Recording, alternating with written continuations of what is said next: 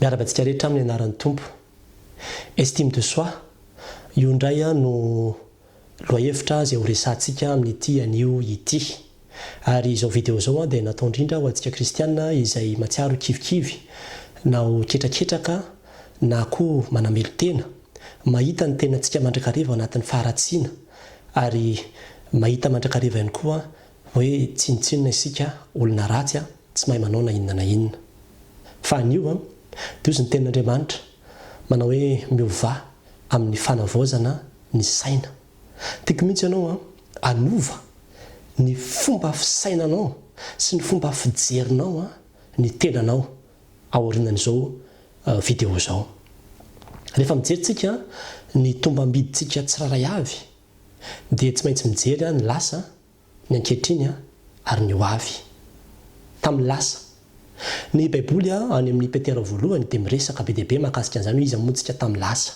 Ambariny ihany manao hoe olona nitondra tena tamin'ny filana isika, olona bado tsy nahalala ny marina, tsy nahalala an'Andriamanitra, olona nandany andro tamin'ny nofo sisa ary nanara-po tamin'ny filana, olona nitondra tena tamin'ny fahadalana sy nanao izao karazana fomban-drazana rehetra izao, olona tsy namindrana fo, olona nania ary olona efa nandeha tamin'ny fijejoana, ny fanaovan-dratsy, ny fimamona sy ny filalaovan-dratsy, ny fisotro-toaka sy ny fanompoantsampy maro samihafa, olona nanara-po tamin'ny ratsy. Izany rehetrarehetra izany izaho sy anao fahiny. Ary Satana rehefa mijery antsika dia io mandrakariva no ahitany antsika hoe olona ratsy, adala, mpanota, very, tsy mahay na inona na inona. Fa rehefa tonga Jesosy Kristy dia nifidy anao sy nividy anao tanatin'izany fahadalana sy anao fahiny izany izy. Ka ankehitriny raha tena inontsika marina tokoa ny asa-pamonjena nataony teo ambony azy fijaliana sy ny famelan-keloka izay omeny antsika dia tokony hiova manaraka an'izay koa ny fomba fijerinao ny tenanao.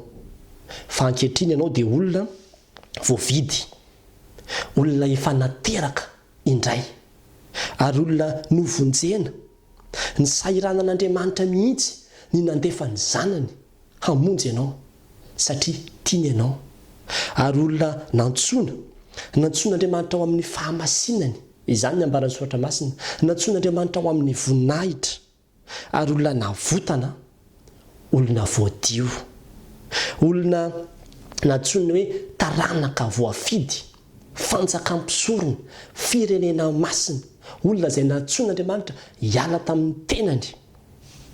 Ilazanao ny hatsaran'ilay Andriamanitra izay nifidy anao, ary olona izay nataon'Andriamanitra ho vato velona, trano fanahy, hitoeran'ny fanahin'Andriamanitra, sady olona namindrana fo.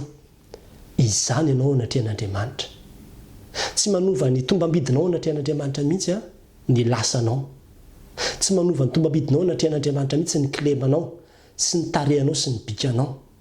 Fa amin'Andriamanitra dia olona sarobidy ianao.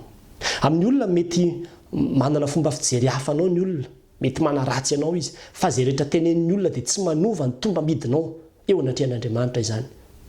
Na inona tenenin'ny olona momba anao. Raha Andriamanitra no mijery anao, toy izany izy manao hoe zanako ianao, malalako ianao, be voninahitra ianao sady tiako, mba fantatsika ve ny hasarobidiny izany teny tsiraray avy izany. Fa izany anie isika eo anatrehan'Andriamanitra.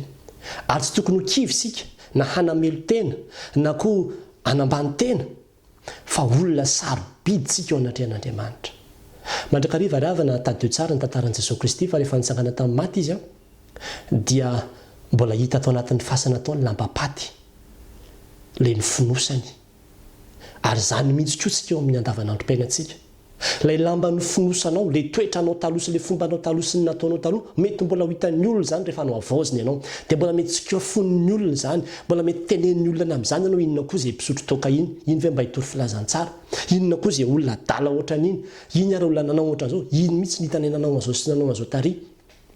Dia izao indraindray tsika maheno an'izay dia kivy dia mipetraka. Tsia, mety izany tokoa ianao taloha, fa ankehitriny efa tsy izany intsony ianao. efa olom-baovao efa natsangan'Andriamanitra dia nomeny voninahitra ary ho iza moa ianao ho iza moa ianao izay nahavaozin'Andriamanitra sy nohatsarain'Andriamanitra sy natsangan'Andriamanitra sarobidy eo anatrehany io dia olona handova fitahiana olona izay nomen'Andriamanitra ilay lova tsy mety simba tsy mety loha dia ilay fiainana mandrakizay hoentin'Andriamanitra handovany izany hiaraka handova amin'ny zanany ianao nomen'Andriamanitra n'izany toeram-boninahitra sarobidy izany ilay satro-boninahitra tsy mety levina izany ny zavatra hanomanan'Andriamanitra anao zanaky ny avo indrindra ianao ny mpanjaka ny rainao nahoana ianao no kivy mety mijery ianao ny olona akaikinao dia hoe manan-karena na manao an'izao na nahavitan'izao dia mieritreritra ny tenanao ho ambany noho izy ianao ny teny aminao andro any jerevo araka ny fomba fijerin'Andriamanitra ny tenanao dia ho hitanao fa ahita fifaliana ianao satria olona tsapanao ny asarobidinao anatrehan'Andriamanitra aza mihainao ny satana